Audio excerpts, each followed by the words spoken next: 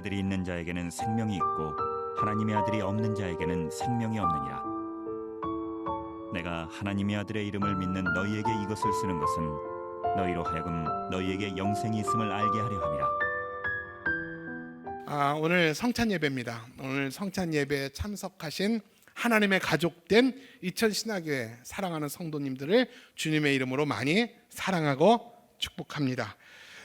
우리 안에 예수님이 계시고 오늘 모임 가운데 하나님의 영광이 가득할 줄로 믿습니다. 여러분, 기독교가 뭘까요?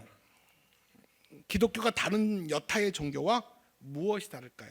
오늘 저는 여러분들과 함께 이 복음, 가장 기본적인 복음에 대해서 말씀을 좀 나눌까 합니다. 여러분, 기독교, 그리스도, 이 기독교가 다른 종교와 무엇이 다를까요? 여러분, 기독교는 생명입니다. 기독교는 영생의 종교입니다. 기독교는 구원의 종교입니다. 이 세상의 어느 종교도 영원한 생명을 주는 종교는 어디에도 없습니다. 엄격히 말하면 기독교는 종교의 범주에 넣지 않습니다. 기독교는 생명입니다. 기독교는 죽었던 우리에게 영생을 허락하는 생명이 바로 기독교입니다. 물론 교회는 사회 안에 있기 때문에 사회적 책임도 분명히 있습니다. 교회가. 그러나 이 교회의 사회적 책임도 사명도 중요하지만 기독교의 가장 핵심 질문은 하나입니다. 당신은 예수 그리스도를 통해서 구원을 받았는가? 당신은 예수 그리스도를 통해서 영원한 생명을 얻었는가? 라는 질문에 우리 모두는 대답을 해야 됩니다. 누군가에게는 식상한 질문이 될 수 있겠지만 우리 모두가 정직하게 또는 진지하게 대답해야 될 질문과 답이 있습니다.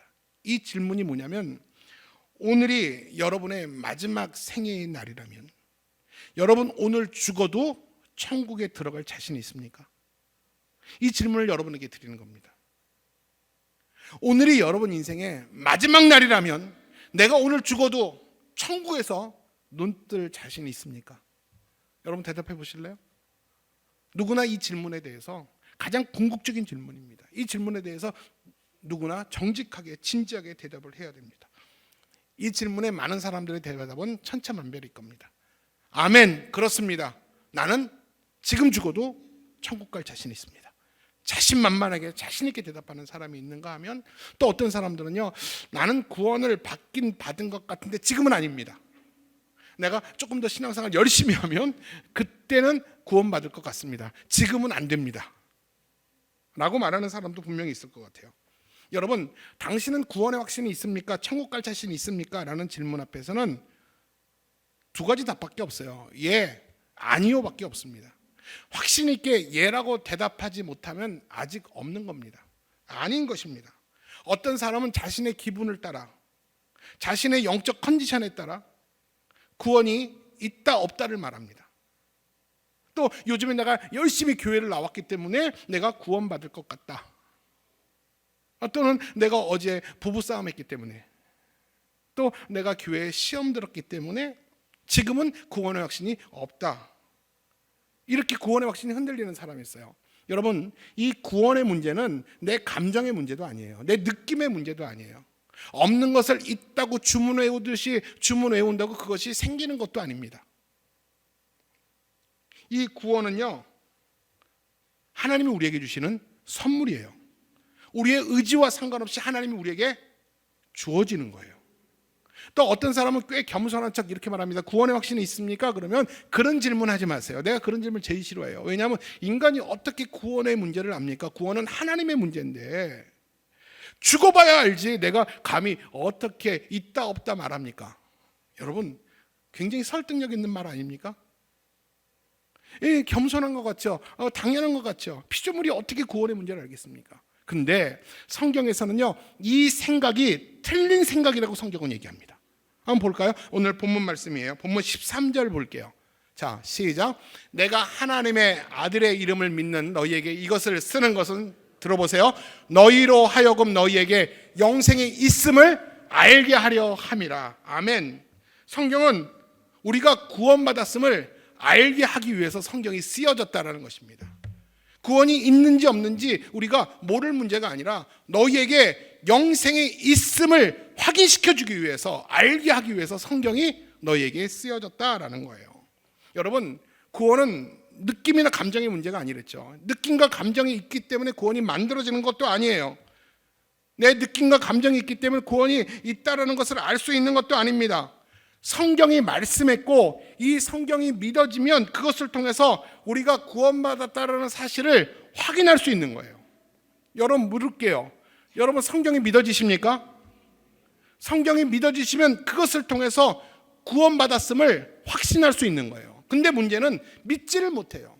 우리가 믿는 것처럼 모든 사람들이 성경의 말씀을 믿는 게 아니더라고요. 믿고 싶어도 안 믿어지는 게 성경이더라고요.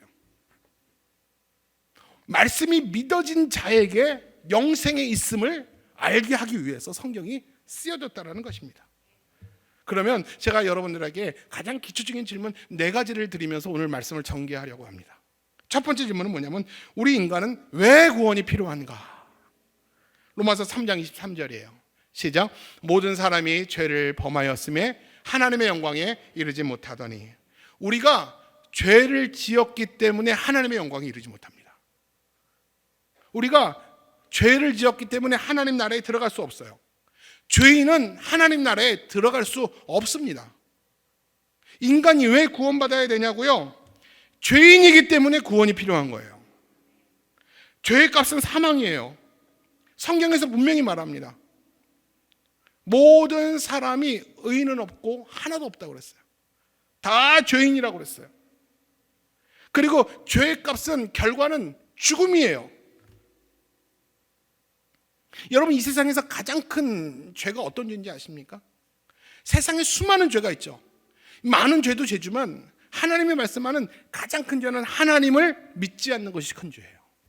하나님을 인정하지 않는 것, 하나님을 영접하지 않는 것, 하나님을 알지 않는 것, 하나님을 믿지 않는 것이 가장 큰 죄라고 얘기를 합니다. 따라서 예수 믿지 않는 모든 사람들은 이 땅의 생명이 다하는 날 죄값으로 인하여 영원한 멸망의 자리에 들어갈 수밖에 없다라는 것을 성경은 여러 차례 이야기를 하고 있어요. 따라서 하나님을 믿지 않는 범죄한 인간들은 영원한 죽음을 앞둔 시한부 인생과 같아요. 어느 목사님이 이런 말씀을 하시더라고요.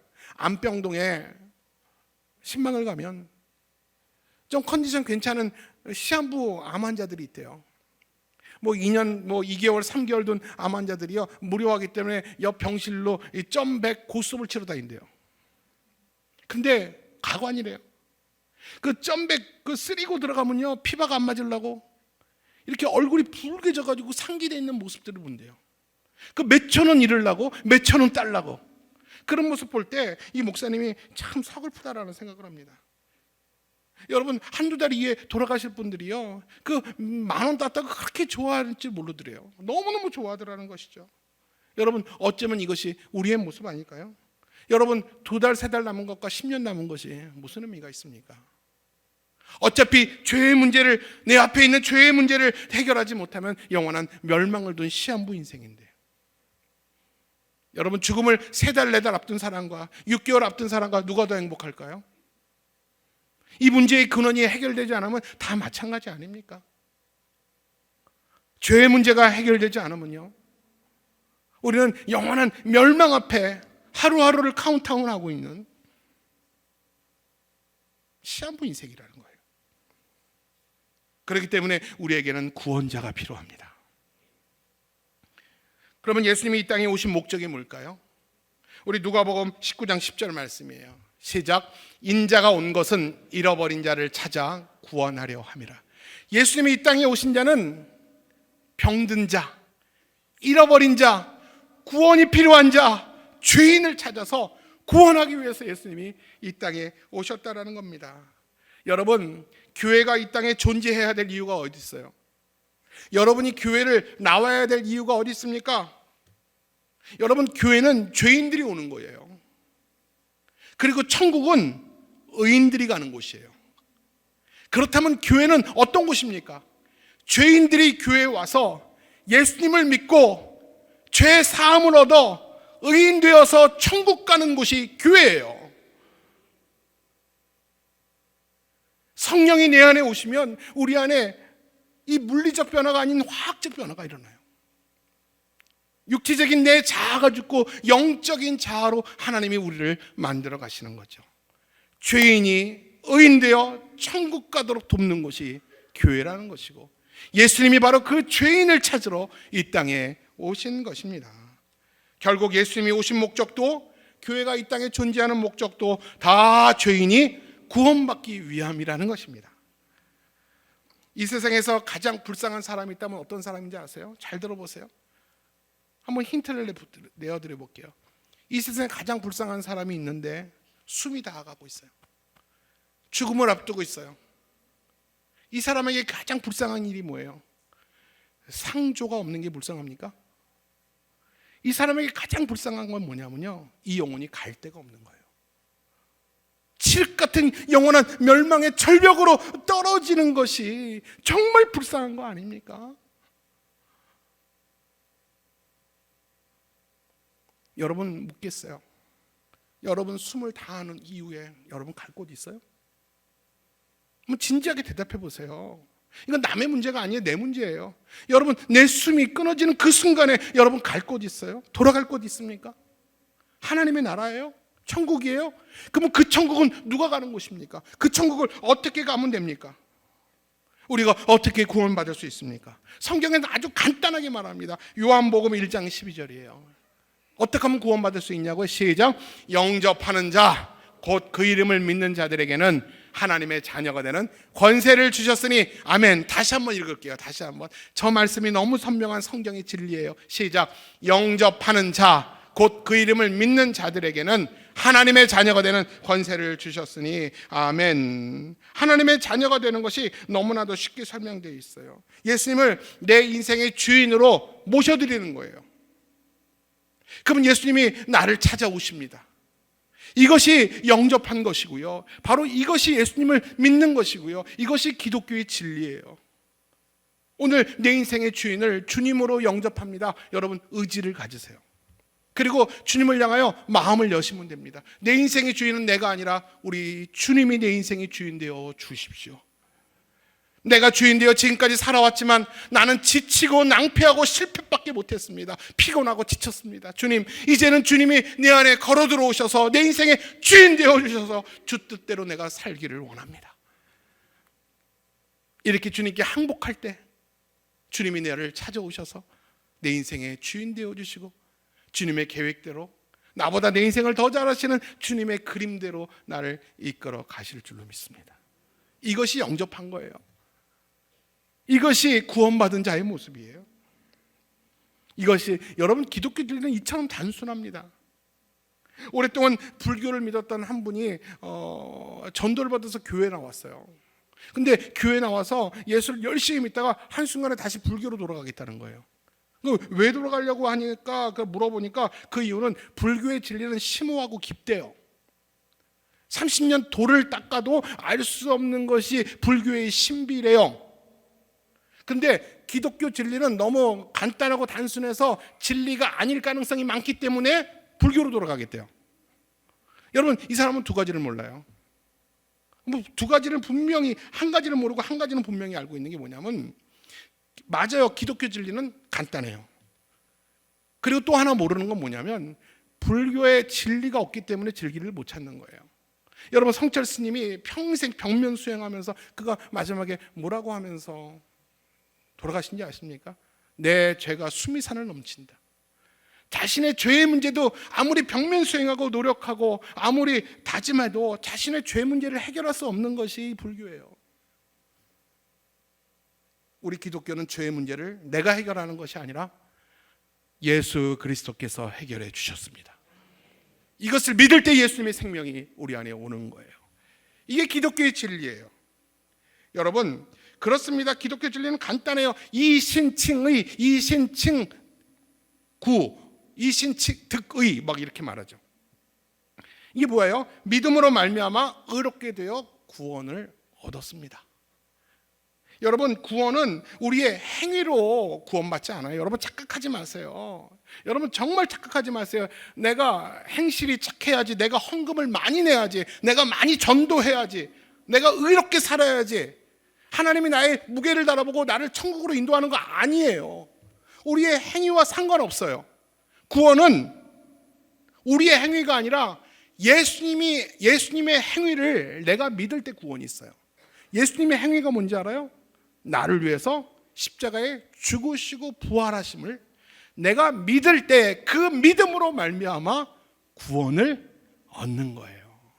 여러분 착각하지 마세요. 교회 오래 다니는 사람들도요, 자신의 행위로 구원받으려고 합니다. 여러분 행위로 구원받으려고 하면요, 하나님의 저울에 합격할 사람 아무도 없어요. 저도 자신 없어요. 하나님의 불꽃 같은 눈앞에서 내가 어떻게 하나님 그 수준에 맞는 행위를 할 수 있겠습니까? 하루에도 12번 마음이 변하는 게 전데 행위로 구원받는 자는 아무도 없어요. 오직 예수 그리스도를 믿음으로 말미암아 영원한 생명을 얻게 되는 것입니다. 여러분 그래서 선명합니다. 누가 지옥 갑니까? 예수님의 생명이 없으면 지옥 가요. 예수 믿지 않으면 지옥 가요. 누가 천당 갑니까? 예수님의 생명이 내 안에 있으면, 예수를 믿으면 천국 갑니다. 여러분 이것이 선명한 기독교의 진리예요. 그렇다면 여러분 예수 믿는다는 게 뭘까요? 믿음의 대상과 믿음의 내용이 분명해야 돼요. 우리의 믿음의 대상은 누굽니까? 하나님이신 예수 그리스도. 믿음의 내용은 뭡니까? 내 죄를 위해서 십자가에 죽으시고 죽음에서 3일 만에 다시 부활하심을 내가 믿는 것. 여러분 이것을 마음에 믿을 때 의에 이르고 입술로 시인하고 고백할 때 구원에 이르게 되는 거예요. 다시 말할게요. 예수님의 십자가와 부활을 내가 믿을 때에 마음에 의에 이르게 돼요. 그리고 예수님이 나를 위해서 십자가에 죽으셨습니다라고 내가 입술로 고백할 때 구원이 임하게 되는 것입니다. 이것이 예수 믿는 거예요. 구원은 하나님의 선물이에요. 그러나 믿어져야 믿는 거 아닙니까? 이 사실을 다 논리적으로 알아도요, 안 믿어지는 거예요. 여러분 예수님의 십자가 사건이 믿어지면 이것이 은혜고 그것이 선물이고 이것이 구원이에요. 에베소서 2장 8절 말씀이에요. 시작. 너희는 그 은혜에 의하여 믿음으로 말미암아 구원을 받았으니 이것은 너희에게서 난 것이 아니요 하나님의 선물이라. 자, 말씀을 좀 띄워주세요. 하나님의 일방적인 하나님의 은혜로 말미암아 우리가 말씀이 믿어진 거예요. 여러분 믿기 위해서 여러분 노력하셨어요? 내가 믿기 위해서 어떤 노력도 하지 않았어요. 그냥 믿어졌잖아요. 안 그래요? 믿기 위해서 어떤 노력도 하지 않았어요. 믿지 않으려고 밀어냈는데도 믿음이 생기는 건 하나님의 은혜입니다. 이 믿음으로 말미암아 이 신칭의, 이 신득의 믿음으로 말미암아 우리가 의로워짐으로 우리가 구원을 얻게 되었어요. 이 모든 것이 하나님이 일방적으로 우리에게 준 선물이라는 거예요. 그렇기 때문에 우리가 자랑할 것이 없다라는 거예요. 만약에 우리의 행위로 구원받았으면 우리는 행위를 자랑했을 거예요. 내가 이래봬도 얼만큼 기부금을 내고 얼만큼 많은 사람을 도왔는데 이렇게 자랑할 수 있을 거예요. 근데 이 구원에 관한 내 행위, 내 선행은 아무 의미가 없다라는 거예요. 오직 하나님이 은혜로 말미암아 믿음으로 말미암아 구원을 우리에게 주었다라는 것입니다. 그래서 구원은 우리 편에서는 선물이지만 하나님 편에서는 엄청난 희생과 대속적 죽음의 결과인 것입니다. 하나님이 우리를 구원하기 위해서 독생자 아들 예수 그리스도를 이 땅에 보내셨어요. 인간의 옷을 입히고 이 땅에 보내신 날이 성탄절이 아닙니까? 그 아들을 십자가에서 죽게 하셨어요. 시커먼 쇳덩어리로 만들어서 그 죄와 사망과 함께 죽게 하셨어요. 그 대속의 결과로 우리가 영원한 생명을 얻은 것입니다. 우리 마지막으로요, 믿는 자에게 구원이 이미 주어졌습니다. 성경은 우리에게 분명히 이렇게 말씀합니다. 요한복음 5장 24절 시작. 나 보내신 이를 믿는 자는 영생을 얻었고 심판에 이르지 아니하나니 사망에서 생명으로 옮겼느니라. 본문 띄워주세요. 제가 여러분 이 말씀을 이렇게 해석해 보면 어떨까요? 믿는 자는 영생을 얻을 가능성이 있고 라고 성경 쓰여졌습니까? 자, 다시 보세요. 굉장히 중요한 거예요. 믿는 자는 영생을 얻을 가능성이 있고 라고 썼습니까? 아니죠. 뭐라고 썼습니까? 믿는 자는 이미 영생을 얻었다 라고 말합니다. 과거 완료형이에요. 우리가 이렇게 믿었기 때문에 구원받을 가능성이 많다라고 성경은 얘기하지 않았어요. 이미 너희가 예수와 복음을, 십자가와 부활을 믿으면 이미 영생을 얻었다라고 성경은 이야기를 하고 있는 것이에요. 여러분, 오늘도 구원받은 자 마음 안에 누가 계시냐면 성령 하나님이 계세요. 성령 하나님이 우리의 구원을 완성시켜 갑니다. 우리가 죽어서 구원받는 그 마지막 날까지 성령 하나님이 우리 안에 들어오셔서 우리를 인도해 가세요. 성령님이 오시면 자녀된 우리 안에 어떤 역사와 변화들이 일어나는지 아십니까? 자, 제가 몇 가지 얘기해 볼 텐데, 오늘 이런 삶의 변화들과 기적들이 내 안에 있다면 성령님이 여러분 안에 계신 거예요. 그 첫 번째가 뭐냐면 주님의 성품을 닮아가고자 하는 마음의 소원이 생겨요. 거룩함을 추구하는 마음이 생겨요. 이렇게 살면 안 되겠다라는 내 삶의 제동이 걸리기 시작하고, 내가 이렇게 신앙생활하면 안 되겠다라는 이 자극이 찾아옵니다. 이게 성령이 내 안에 계시다는 증거예요. 두 번째는 뭔지 아십니까? 그렇게 안 믿어지던 것들이 어느 순간부터 믿어지기 시작하고요, 안 들리던 설교가 어느 순간부터 들리기 시작하고, 어느 순간부터 가슴이 뛰기 시작하다면 이것이 바로 성령이 내 안에 계시다라는 증거예요. 그리고 죄와 악을 미워하게 됩니다. 예전에 나와 함께 죄졌던 아주 나쁜 악한 습관들을 지금은 즐기면서 살아왔지만 어느 순간부터 그 죄와 결별하게 됩니다. 이제 나는 너랑 사귈 수 없어. 나는 너랑 더 이상 즐길 수 없어. 죄와 악을 미워하게 되고요, 또 사탄을 대적합니다. 유혹을 대적합니다. 그리고 하나님 앞에 순종할 권세와 힘이 내 안에 주어지게 됩니다. 이것이 성령이 우리 안에 계시면 나타나는 역사예요. 그리고 무엇보다 하나님의 자녀들이 이 땅에서 누리게 될 가장 큰 특권이 뭔지 아십니까? 잘 들어보세요. 하나님의 자녀들이 이 땅에서 누리게 될 가장 큰 특권은 뭐냐면, 이것은 바로 만약 우리의 구원이 완성될 때 천상에서 우리는 하나님과 더불어 영광스러운 식탁을 마주하게 될 겁니다. 그 영광스러운 식탁을 우리는 이 땅에서 경험하며 살 수 있다는 거예요. 그것이 뭐냐면 바로 성찬 예식이에요. 예수님의 피와 살을 함께 기념하며 그 예수님의 그 죽으심과 부활하심을 기억하며 기념하는 예식이 바로 하나님의 영광스러운 식탁에 함께 식사하는 자리를 이 땅에서 만나는 것이라는 겁니다. 성찬식은 예수를 그리스도로 영접한 모든 사람들이 주님이 나를 살리기 위해서 흘리신 피와 찢기신 살을 먹고 마심으로 예수님과 하나됨을 다시 한번 확인하고 감사하는 시간이에요. 이 예식은 우리 예수님이 친히 세운 예식입니다. 예수님께서는 말씀하셨어요. 이 예식을 통해서 나를 기념하라. 여러분, 이 기념이라는 말이 너무 중요한 말인데, 우리가 이 기념이라는 말을 우리가 결혼기념일처럼 1년에 하루 그 정도를 기억하면 축복하는 날이 아니에요. 헬라어의 이 기념이라는 말은 뭐냐면 과거의 사건과 기억을 오늘 너의 삶의 효력으로 발생케 하라. 과거의 사건과 시간들을 오늘 너에게 효력으로 발생시켜라. 다시 말하면 2000년 전 예수님의 십자가와 부활의 사건을 오늘 너의 사건으로 그 효력이 일어나게 하라. 우리가 성찬 예식에 참여함으로 예수님의 십자가와 부활을 오늘 우리가 산 증인이 되어서 직접 목격하고 참여하라는 것입니다. 이것이 바로 기념인 것입니다. 말씀을 정리하겠습니다. 이전 것은 지나갔으니 보라 새 것이 되었도다. 오늘 성찬에 참여함으로써 죄된 나는 죄와 함께 십자가에 죽고 예수님과 함께 다시 부활함으로 새로운 피조물이 되어서 부활신앙으로 우리는 새롭게 살아야 될 줄로 믿습니다. 내 안에 내가 사는 것이 아니라 그리스도 예수께서 내 안에 살아가십니다. 이런 새로운 영적인 피조물로 여러분 2023년 한 해를 맞이하시기를 바랍니다. 어떻게 이 성찬식으로 그것이 가능할까요? 성령님이 오셔서 가능케 하십니다. 오늘 성령께서 오늘 이 성찬식 가운데 임하심으로 성령께서 떡 가운데 장 가운데 영적으로 임재하게 됩니다. 우리가 이 잔을 손 위에 올려놓고 떡을 손 위에 올려놓고 주님을 기념할 때 성령께서 우리 안에 임재하여 주심으로 실제 예수님의 살이 되게 하시고 떡이 되게 하심으로 그것을 기념하게 하시는 거예요. 오늘 성찬에 참여한 우리 모두는 다시 한번 내게 있는 구원의 확신을 다시 한번 확인하시길 바랍니다. 우리 한번 따라해 볼까요? 나는 예수 안에서 구원받았습니다.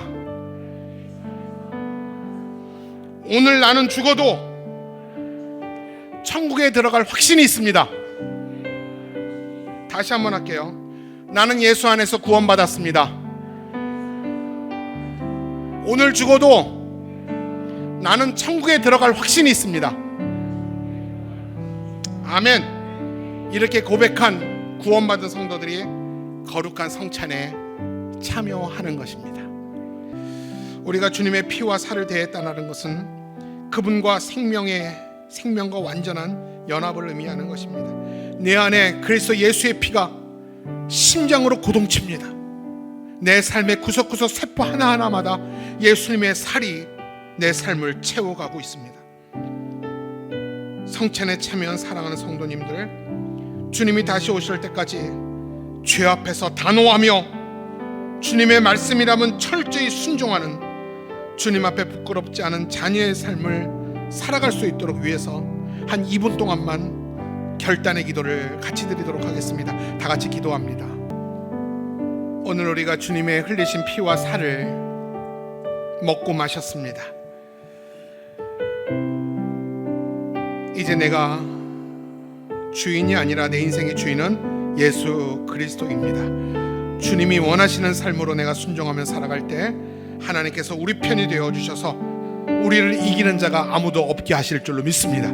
승리하는 자, 이기는 자가 될 줄로 믿습니다. 주님을 영접합니다. 주님을 환영합니다. 주님, 나를 찾아오셔서 내 인생의 주인 되어 주시고 나를 다스리고 통치하여 주옵소서. 지금은 우리 주 예수 그리스도의 은혜와 하나님의 만극하신 사랑과 성령의 위로 역사 교통 축복하심이 오늘 주님을 영접하여 성령으로 충만하며 오늘도 예수 그리스도의 흘리신 피와 살을 우리가 먹고 마심으로 내 안에 내가 사는 것이 아니라 그리스도 예수가 내 안에 살고 계심을 믿고 그 성령과 함께 동행하며 그 주님과 더불어 날마다 심령이 새로워지며 육체가 새로워지기를 소원하는 사랑하는 모든 성도들 머리 위에 지금부터 영원토록 함께 계시기를 간절히 축원하옵나이다. 아멘.